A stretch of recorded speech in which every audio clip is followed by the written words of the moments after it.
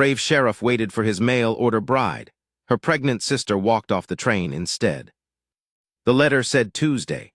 I read it so many times the fold wore soft as cloth, and by Tuesday morning I'd pressed my good shirt twice and still found a wrinkle in the collar I couldn't beat out. I'd been up since before light, which wasn't unusual for me, except that morning I found myself doing things a man doesn't ordinarily do on an ordinary Tuesday. Trimming my own beard close in the mirror over the washstand, checking twice that my boots were properly blacked, standing in the middle of my own kitchen for a full minute trying to decide if the shirt I'd picked made me look too eager or not eager enough. Before deciding a man of 39 had no business fretting over a shirt like a boy fretting over a Sunday dance partner, and wearing it anyway.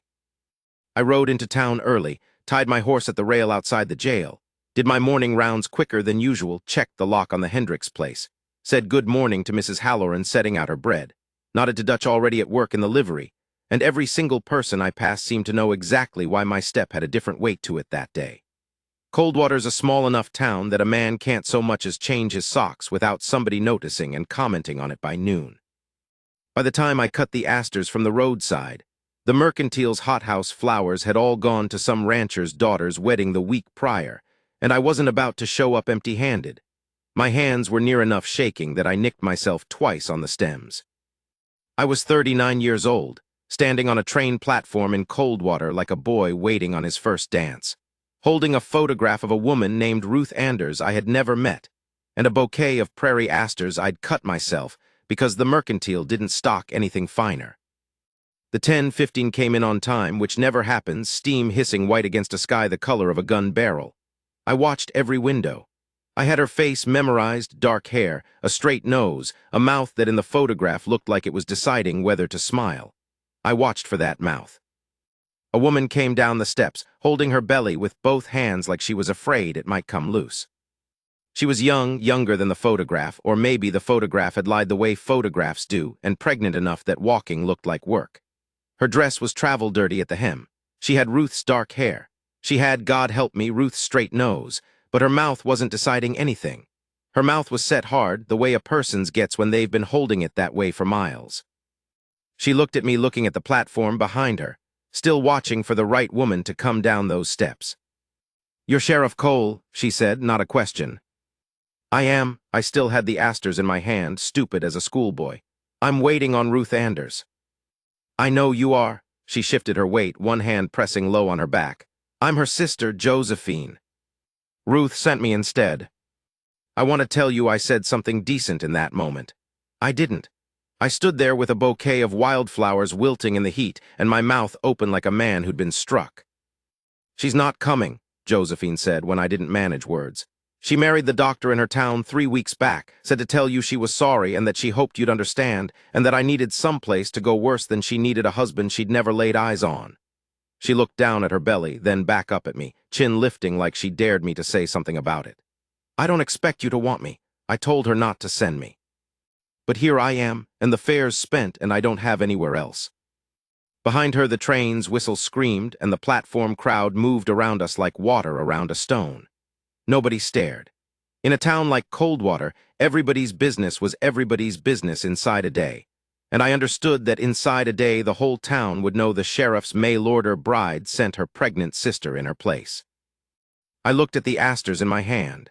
Then I looked at her, really looked, past the swollen belly and the travel dust, at the way she stood like a woman bracing for a blow that hadn't landed yet, but that she'd learned to expect.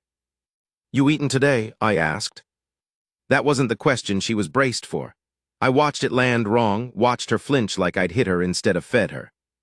"No," she said, quieter. "Then let's fix that first," I said. "Everything else can wait on a full stomach." She walked slow beside me down Main Street toward the hotel, one hand still cradling the weight of her, the other holding her satchel like she didn't trust me enough yet to let me carry it. I didn't push. A man learns in 19 years of dealing with folks in trouble when to push and when to just walk quiet beside somebody and let them set the pace. Coldwater wasn't much of a town to look at, one Main Street. A church, a livery, the Mercantile, the hotel with its dining room that did double duty as the only decent place in 50 miles to get a hot meal that wasn't your own cooking. But it was mine. 19 years I'd kept the peace of it, buried its dead, delivered its babies when the doc was out on some far ranch, hauled its drunks home instead of to the jail when hauling them home was the kinder thing. I knew every face on that street, and I felt every one of those faces turn, however briefly, however politely, toward the pregnant stranger walking beside their sheriff. I set my jaw and didn't slow my step and didn't hurry it either. Whatever this was, I wasn't going to walk it like a man ashamed. At the hotel, I got her settled at that corner table, and while she ate, I sat across from her, not eating much myself, turning my coffee cup slow in its saucer, taking her measure the way I'd take the measure of anybody I was fixing to trust with something. Which, I realized somewhere in the middle of that stew, was exactly what I was doing, though I couldn't have told you yet what it was I meant to trust her with. I didn't marry for love the first time either, if you want the truth of it, though I don't tell many people that. My wife Ada and I married because our fathers ran cattle on adjoining land, and it made sense on paper, and love came after, slow, the way good bread rises. You don't watch it happen, you just wake up one day and there it is. She had a laugh that carried clear across a pasture, and she could shoot straighter than most men in this county. And she used to sit on the porch rail with her boot heels drumming against the post when she was working out some worry in her head. And I could always tell what kind of day she'd had by whether her heels were drumming fast or slow. She died of the fever 11 years back, in the same bed I still slept in, and I buried her on the rise behind the house where she liked to watch the sun go down. I remember standing at that grave thinking a man only gets so much luck handed him in one life, and I'd used up the better part of mine on 9 good years with her, and I told myself I wasn't in any hurry to feel that particular kind of losing again. Losing somebody teaches you the exact shape of the hole they leave. I didn't much want to learn that shape twice. But 11 years is a long time to eat supper alone. 11 years is a long time to come home to a house with only your own bootsteps in it, to hang your hat on a peg that used to have 2 hats on it, to lie awake some nights listening to a quiet so complete you could hear the house settling, the way old wood does, like it too was tired of holding its breath. I wrote to Ruth Anders because a fellow at the feed store showed me the paper her advertisement was in, and something about her handwriting, small and careful, like she was being polite even on the page, made me think maybe I could try again. We wrote 4 letters back and forth over 2 months. She told me about her garden, her church, a brother who'd gone west and never wrote. I told her about the ranch, the badge, Ada, because I figured a woman ought to know that part of a man before she agreed to marry him sight unseen. She said she admired a man who could speak plain about loss. I thought that was a good sign. I thought a lot of things that Tuesday morning that turned out not to matter one bit by Tuesday afternoon. I didn't figure on this.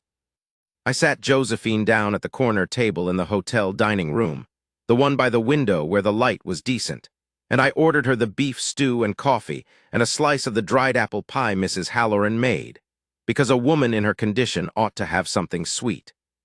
She ate like she hadn't in days, careful at first, then faster like she was afraid the plate might be taken from her. "How far along are you?" I asked, because somebody had to say it plain instead of dancing around it. 7 months, she didn't look up from the stew, maybe closer to 8 now. Father in the picture. Her fork stopped. No, one word, flat as a shut door. I let that sit. Whatever was behind it, I could see plain enough it wasn't mine to pry it over a bowl of stew in a hotel dining room with half the town's eyes, finding reasons to walk past the window. "Where were you fixing to go?" I asked instead, "before your sister put you on a train to me?" "Nowhere," she finally looked up. Her eyes were the same brown as the photographs, but harder, older than a woman her age had any business having. "I had nowhere. Ruth's the only family I've got left worth the name, and she's got a new husband who doesn't know about," she nodded down at herself, "and doesn't need to. So she gave me a train ticket and your name and told me you were a decent man who might take pity." "Pity's not a thing I've got much use for," I said, "not the giving nor the taking of it." That got something out of her, not a smile, not quite, but a loosening around her eyes like she'd expected me to be soft about it and was surprised to find I wasn't. "Then what do you have use for, Sheriff?" I thought about that longer than the question probably called for. "I've got a house too big for one man," I said finally. "I've got a spare room that's been holding nothing but just since my wife passed, and I've got a badge that says I'm supposed to look after people in trouble, whether or not they showed up on the train I was expecting." I pushed my chair back. "You'll stay at my place tonight, not as anybody's bride, as somebody who needs a roof and a decent meal and doesn't need to explain herself to me or anybody else in this town. She stared at me a long moment, like she was waiting for the catch, the way you wait for the second shoe when the first one's already dropped hard. "Just like that," she said. "Just like that. You don't even know me." "No," I agreed, "but I know what it looks like when somebody's run out of places to be safe. I've been sheriff here 19 years. I know that look on sight." I stood, held out my hand to help her up from the chair, which she needed and hated needing. I could tell by the set of her jaw. "Whatever happened to put that look on you, it's not going to happen again while you're under my roof. That's the only promise I've got to offer tonight." She took my hand. Hers was cold despite the heat of the day, and it trembled just slightly, and I pretended not to notice, because a woman with any pride left doesn't want her trembling noticed. I drove her out to the ranch in the buckboard, the road climbing slow out of town and into the low hills where my land started, and she didn't say much the whole way, just watched the country go by like she was memorizing an escape route, which I suppose she was. Old habits like that don't announce themselves. You just notice, after a while, the way a person always sits nearest the door, or always knows where the nearest exit is in a room, or flinches at a sound most folks wouldn't hear at all. The house sat where it always sat, low and long, whitewash gone gray at the corners, a porch that wanted mending, and a yard Ada used to keep full of hollyhocks that had mostly gone to weed since. I felt a strange shame about that, showing a woman into a house that had let itself go a little, the way a man's house does when there's nobody left to notice it slipping. "It's not much," I said, setting the brake. "It's more than I've had in some while," she said, and there was nothing in her voice asking for pity, just a plain fact laid down flat. I showed her the spare room first, Ada's sewing room, once gone unused so long the quilt on the bed smelled of cedar and disuse both.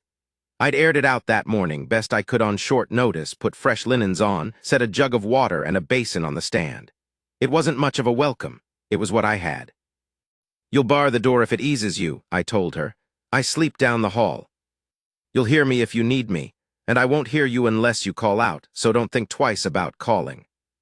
She stood in the doorway of that little room a long moment, one hand still resting low on her belly, looking at the bed like she wasn't sure she believed it was hers to use. "Why are you doing this?" she asked again. She'd asked me some version of that question a dozen times over the coming weeks, like she couldn't quite stop turning it over, waiting to find the trick in it. "Because a long time back," I said, "somebody did something similar for me, and I never got the chance to pay it forward proper. Ada's mother took me in for a summer when my own folks were down with the fever and couldn't keep me safe from it. Didn't ask me a single question I didn't want to answer. I've never forgotten what that felt like, being let alone to heal without having to explain the healing." She nodded slow, like that answer satisfied something in her, at least enough to let her sleep. I lay awake a long while that first night, listening to the unfamiliar sound of another person's breathing somewhere down the hall, thinking it was the strangest thing, after 11 years of silence, to lie in the dark of my own house and not be entirely alone in it. The town talked, same as I knew it would.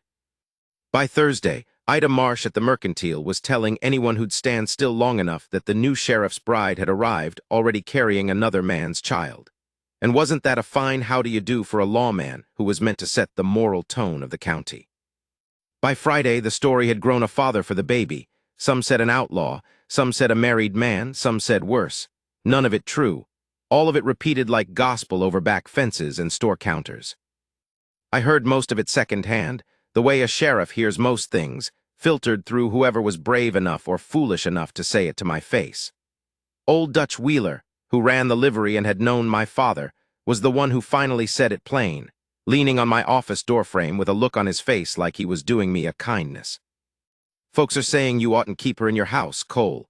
Not proper, a man and a woman unmarried, and her in that condition besides. Folks are saying you ought to send her on to the county home in Prescott. Let them sort her out." "Folks," I said, not looking up from the report I was writing, "can say whatever they've got the breath for. She stays where she is. It's your name getting dragged, not just hers." I set down my pen. "Dutch, you knew my father 30 years. You knew what kind of man he was. You think he raised me to turn a woman with nowhere else to go out onto the road because her being there made the neighbors uncomfortable at church." Dutch had the good grace to look at his boots. I didn't figure so, I said. Then we've got nothing further to discuss on the matter. But it wore on me more than I let show. A sheriff's whole authority in a town like Coldwater rests on respect, on folks trusting his judgment even when, especially when, they don't understand it. I'd built that respect slow over 19 years, one fair arrest and one honest word at a time, and I could feel it fraying now at the edges, thread by thread, over a situation I hadn't asked for and couldn't rightly explain to anyone without laying Josephine's business bare for the whole county to chew on. I never told her about the talk. What good would it have done? She had enough weight on her without adding the town's tongues to it. But she wasn't a fool, and Coldwater wasn't big enough to hide much of anything. And I came home one evening to find her standing at the kitchen window with her arms wrapped around herself, watching the road like she was counting the ways out of it. "You've heard," I said, not a question. "Mrs. Halloran wouldn't sell me thread today, said she was fresh out and there was a whole shelf of it behind her." Josephine's voice was steady, but I'd learned already the steadiness in her was a thing she built on purpose, brick by brick, to keep from shaking. "I should go, Sheriff Cole. I'm costing you something you didn't sign on to pay." "You're not going anywhere. I've heard what they're saying about you, about us. It's not fair to you." "Life's rarely fair," I said, hanging my hat on its peg, taking my time about it, letting the ordinariness of the motion say what I wanted said. "I decided a long time back I wasn't going to spend what's left of mine trying to make it fair. I'm going to spend it doing what's right and let fair sort itself out." I looked at her. "You're not costing me anything I'm not willing to spend." "Why?" It came out of her sharp, almost angry, like the question had been building pressure for days. "Why would you spend anything on me? You don't know me. I'm not the woman you wrote to. I'm not the woman in that photograph. I'm just—" She gestured at herself, at the belly, at the whole shape of her trouble. "I'm just what got sent instead." I crossed the kitchen slow. I didn't touch her. I'd learned already she flinched from being touched sudden, and I'd made a quiet study of never giving her cause to flinch. "You want to know something true?" I said. "I've been sheriff 19 years. I've pulled men out of burning barns and pulled women out of rivers and sat with more dying folks than I care to count. And in all that time, the thing I've come to believe is this: a person's worth isn't in what happened to them. It's in what they do with what's left after." I nodded toward her belly. "Whatever put you on that train, whoever put that look in your eyes that first day, that's not who you are. That's just what got done to you. Who you are is the woman who got up every one of those mornings anyway. Who's still standing here, still proud, still won't take charity without arguing about it first." I almost smiled. "That's somebody worth spending something on, far as I'm concerned." She didn't say anything for a long moment. Her eyes were bright, and she was fighting it, fighting the water in them, jaw set the same hard way it had been set on the platform that first day. "I don't know how to be anybody's charity," she said finally, low. "Good," I said, "because I'm not offering charity. I'm offering a roof and a fair deal and a man who's not going to run when things get difficult." "That's different. There's a thing that happens to a man who spent 11 years eating supper by himself, watching another person eat across the table from him, watching her decide day by day that maybe it's safe to unclench her shoulders in his house. There's a thing that happens, and I won't pretend I saw it coming, and I won't pretend I could have stopped it once it started. I found out the small things first, that she took her coffee black and hated it sweet, the opposite of what I'd have guessed. That she hummed without knowing she did it, some tune I never placed when her hands were busy with mending. That she had a laugh, not the careful, guarded sound she gave the town, but a real one, low and surprised sounding, like it caught her off guard every time, and I started without quite admitting it to myself, working toward hearing it. I found out the harder things slower, in pieces, the way a person tells you the truth about themselves only once they trust you'll still be standing there after. His name was Beauregard Tillys, and he came to Coldwater on a gray gelding on a Sunday in late September, 3 weeks before Grace would have been due, though nobody knew that yet, not even the calendar. I was at the jail going over the week's ledger when Tom Cassidy came through the door out of breath, having run the whole way from the livery. "Sheriff, there's a fella asking around about a woman fits Miss Josephine's description. Says he's her husband. Says he's come to fetch her home." I didn't run to the livery. I want that understood. A man in my position doesn't run, whatever's clenching up in his chest. Running tells a whole street something's wrong before you've had the chance to find out if it is. I walked, fast and even badge catching the afternoon light, and I found him leaning against the livery rail with the particular loose ease of a man who's never once in his life doubted he'd get what he came for. He was younger than I expected, and better dressed, with a soft face that hadn't done a lot of hard work and hands that looked the same. He had the kind of handsome that photographs well, and wears thin fast once you're standing close enough to see the eyes. "You'd be Sheriff Cole," he said before I'd said a word. "I hear you've got something of mine." "I've got a woman under my roof," I said. "She's not property, so I can't rightly say I've got anything of yours." That earned me a smile I didn't care for. "Josephine's my wife. Common law, but the law all the same out here. She ran off with my child in her belly, and I've come a long way to bring her home where she belongs." "That's so?" I kept my voice level, the way I'd learned to over 19 years of standing across from men who wanted me to believe something wasn't true. "She tell you where she was running to, or did you have to track her?" Something flickered behind his eyes, the first crack in the ease. "Doesn't much matter how I found her. What matters is she's mine, and a lawman ought to know better than to interfere in a family matter." "I've been a lawman 19 years, I said.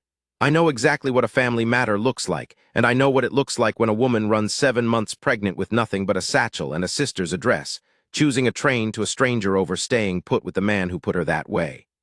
I let that sit a moment. "You want to tell me again how this is a family matter, or you want to tell me the truth of why she ran?" His jaw worked. For a second I saw past the soft face and the good clothes to something meaner underneath. Something that had likely never once in his life been told no by anybody it couldn't hurt for the saying. "She's a liar," he said low now, the charm gone out of his voice entirely. "Whatever she told you, she's a liar and unstable besides, and that child she's carrying is going to need its father, whatever nonsense she's filled your head with." "Funny thing," I said. "She hasn't told me one word about you, not your name, not what you did, not why she ran.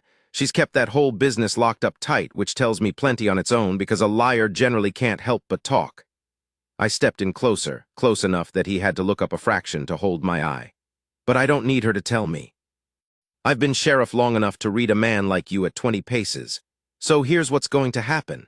You're going to get back on that horse, and you're going to ride out of Coldwater, and you're not going to come back.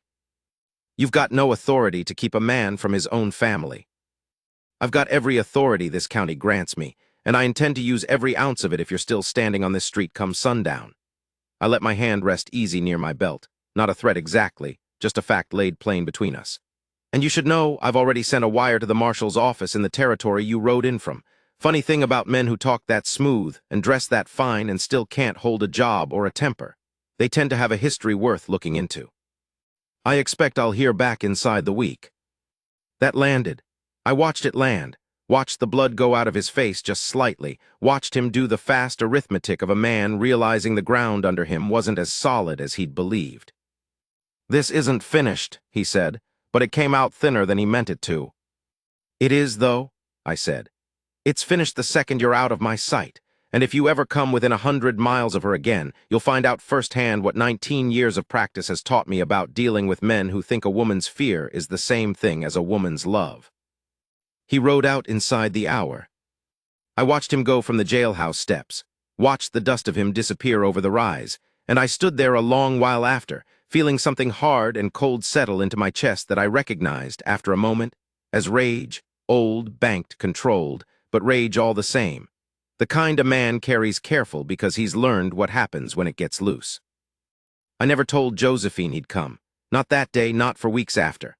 I told myself it was to spare her the fright of it, and that was partly true, but if I'm honest, there was another part of it too, a part of me that wanted, just once, to carry a weight for her without her having to know it was there to be carried. A man wants that sometimes. Wants to be the wall between somebody and the storm without making a show of standing there. She found out anyway, eventually, the way truths do find their way home in a small town. Dutch let it slip, not meaning to, some months later, and she came to me white-faced and furious that I'd kept it from her. "You had no right," she said, hands shaking. "I've spent my whole life having men decide what I need to know and what I don't. I thought you were different." "I am different," I said, "and I was wrong to keep it from you, and I'm sorry for it. That's the truth, plain, no excuse folded into it." I met her eyes. I didn't do it to decide things for you. I did it because for one afternoon I wanted to be the one standing between you and something ugly, and I didn't stop to think you might want to know the ugly had come and gone. That was my failing, not my right. She was quiet a long moment, some of the fury draining out of her, replaced by something else, surprise, maybe, at an apology with no defense wrapped around it. "What did you tell him?" she asked finally. "I told him you weren't his to fetch. I told him if he came back I'd make him regret it personal." I paused, and I meant every word. Her eyes went bright, and this time she didn't fight the water in them. "Nobody's ever stood between me and him before," she said, quiet. "Not once. Not my own family, not the law where we lived, nobody." "Well," I said, "I'm standing there now. I expect to keep standing there if it's all the same to you." She crossed the room then, slow, careful with the weight of her, and put her arms around my neck as far as her belly would allow. And I held her, first time I'd properly held her since that first cold handshake on the platform, and felt her shake once hard, like something long held had finally let go.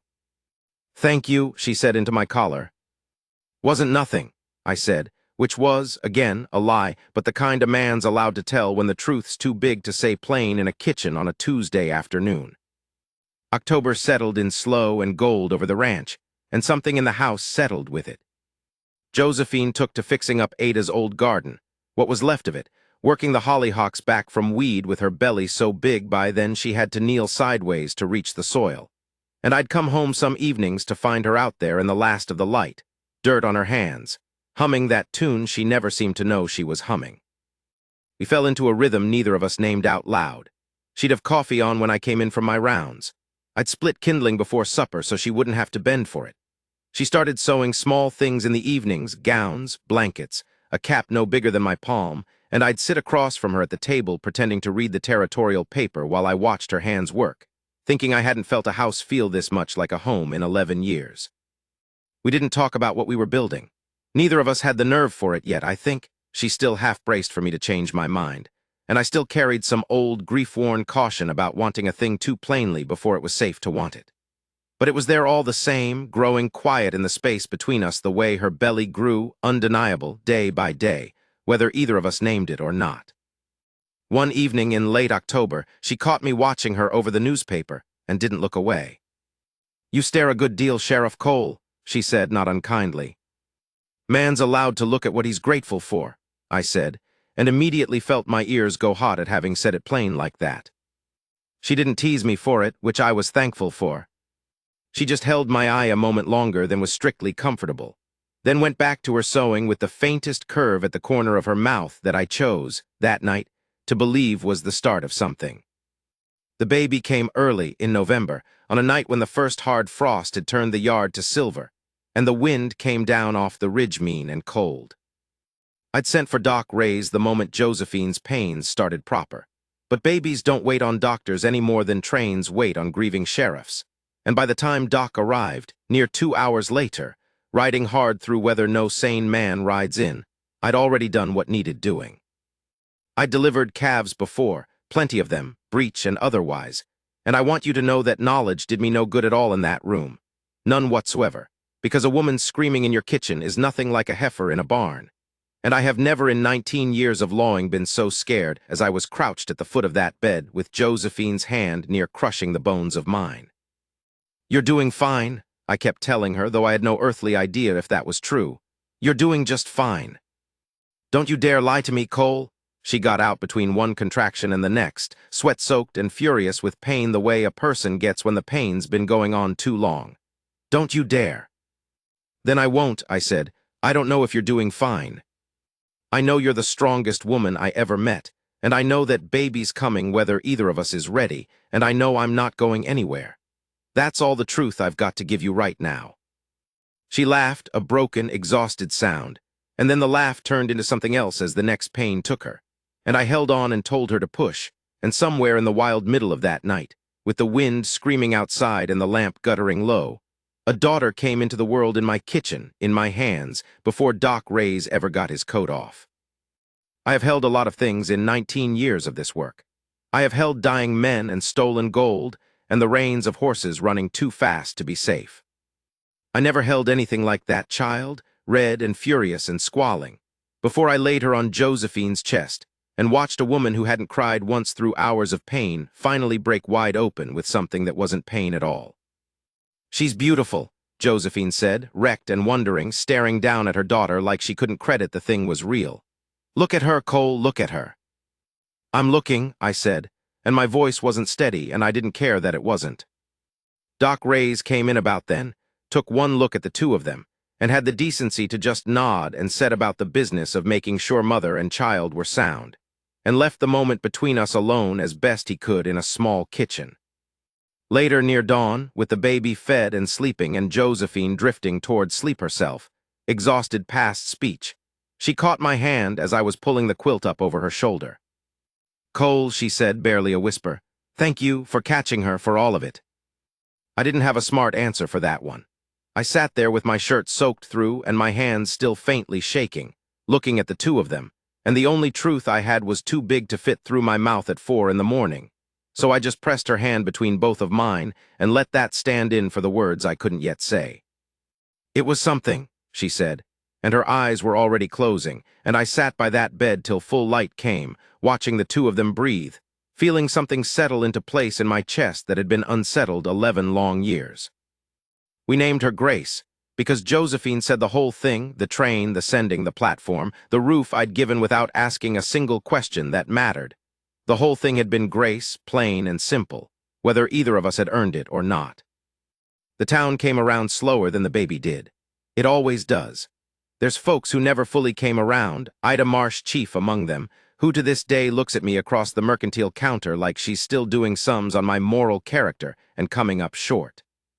But there's more who did, once they saw how it actually was, saw me walking Grace up and down the porch on nights she wouldn't settle, saw Josephine at church with her chin up and her daughter in her arms and not a flicker of shame in her, saw the two of us slowly becoming something that looked less like an arrangement and more like a family.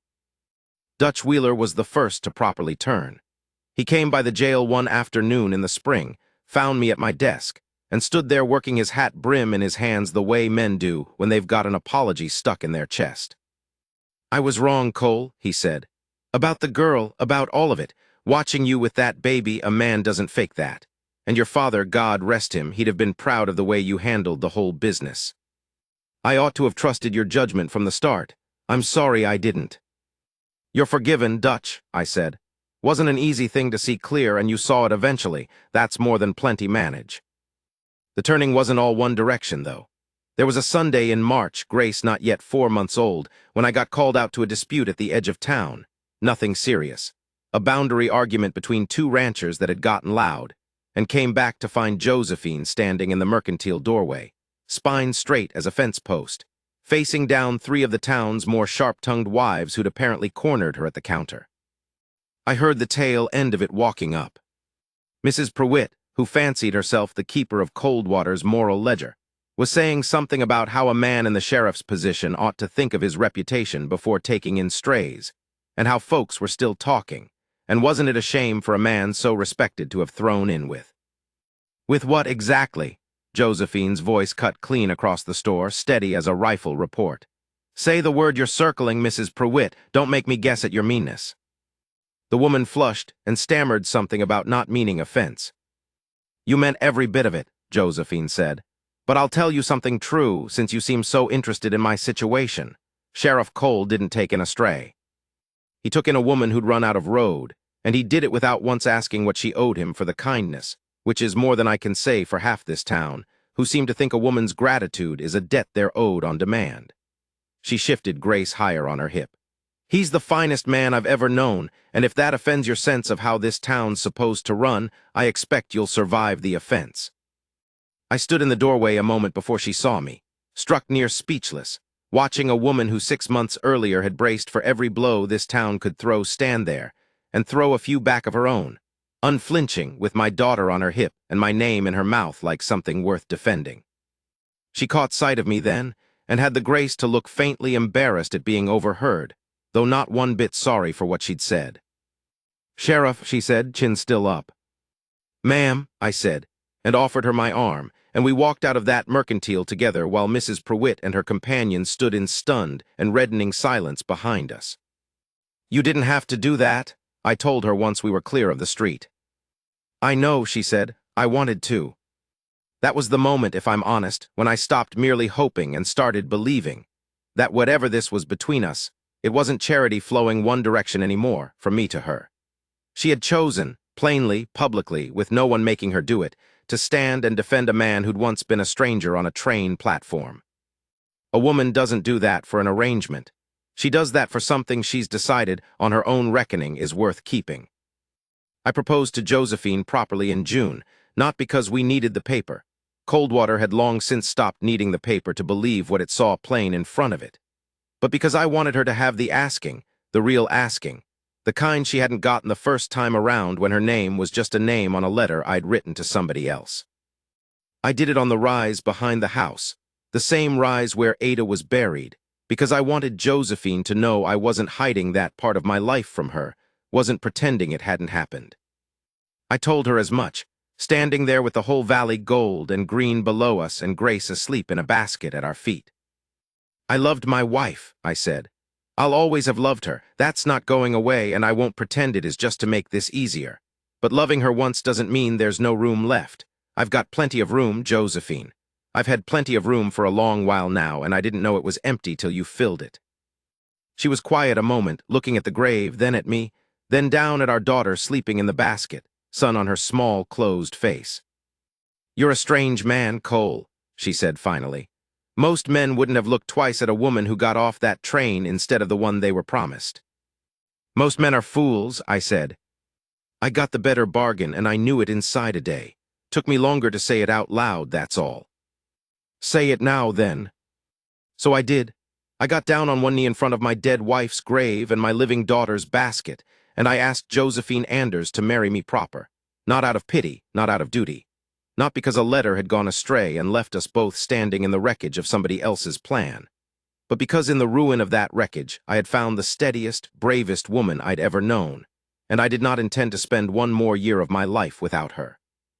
She said yes with her hand pressed to her mouth and tears running clean down her face, and when I stood and pulled her up against me, careful, the way I'd learned to be careful with her from that very first day, she didn't flinch. She held on. She held on like a woman who'd finally stopped waiting for the second shoe to drop. We were married that September, in the church that had once refused her thread, with half the town in attendance and Grace, 10 months old and fat-cheeked and delighted with the whole affair, passed hand to hand through the pews like the congregation's own good luck charm. Josephine wore a dress the color of good cream, sewn herself over 3 weeks of evenings, refusing my offer to buy her something finer from the catalog because, she said, she wanted this one to be entirely her own doing, start to finish, the way so little else in her life had been allowed to be. I stood at the front of that church in my one good suit, the same one I'd pressed and pressed again for a bride who never came, and thought there was something almost funny in that, some crooked joke the Lord had played on me, that the suit meant for one waiting had ended up serving for another entirely, and served better for it. Dutch stood up as my witness.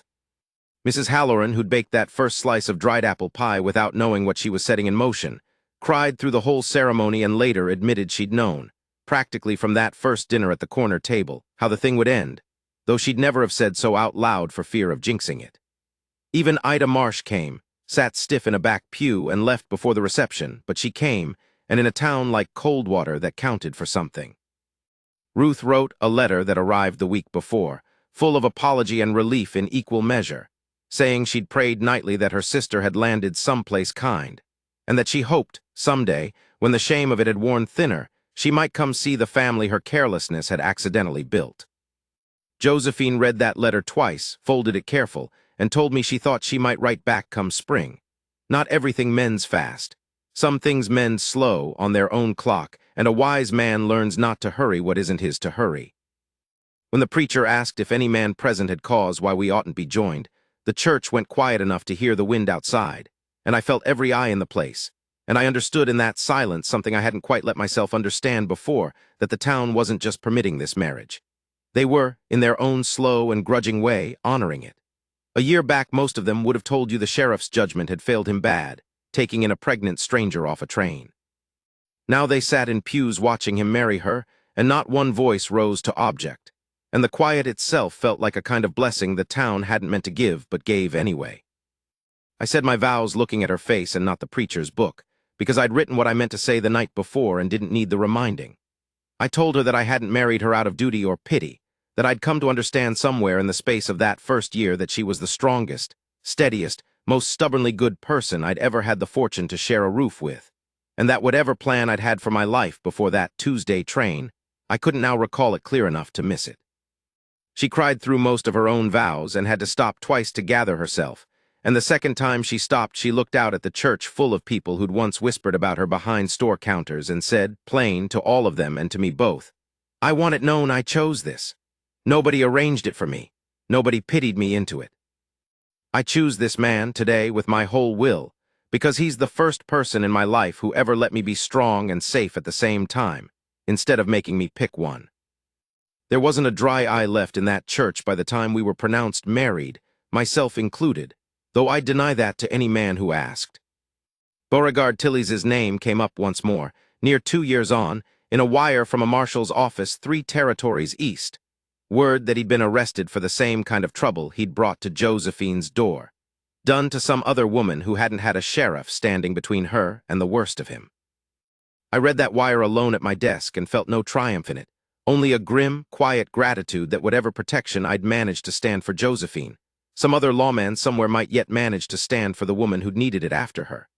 I never told Josephine about that wire either. Some weights a man's allowed to carry alone, and that one was mine to set down quiet, without ceremony, the way you'd set down a stone you'd been carrying so long you'd nearly forgotten its weight. Grace grew the way children do when nobody's watching close enough to catch the exact day it happens. 1 week a baby learning to grip my finger, the next a girl of 2 toddling determined circles around the porch, the next a girl of 4 asking me why the sky did what it did at sundown, expecting with the full confidence of a child raised safe that her father would have the answer. I didn't most times. I told her the truth of that too, because I'd come to believe a man does his children no favors pretending he knows more than he does, and she seemed to respect the honesty of it, young as she was, the same way her mother always had. We had a second child 3 years after the first, a boy we named after my own father, and Doc Ray's made it to the house in time for that one, which I told Josephine afterward felt almost like cheating, after the wild, private glory of catching Grace myself. I think about that platform sometimes still, the 10, 15 coming in on time for once in its life, steam white against a gray sky, and a woman coming down the steps holding her belly with both hands, braced for a rejection that never came.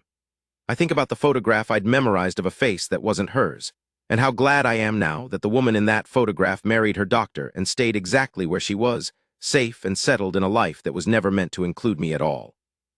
I got sent the wrong bride, folks in Coldwater still say sometimes, half joking, the way a story gets told so many times it turns into a saying.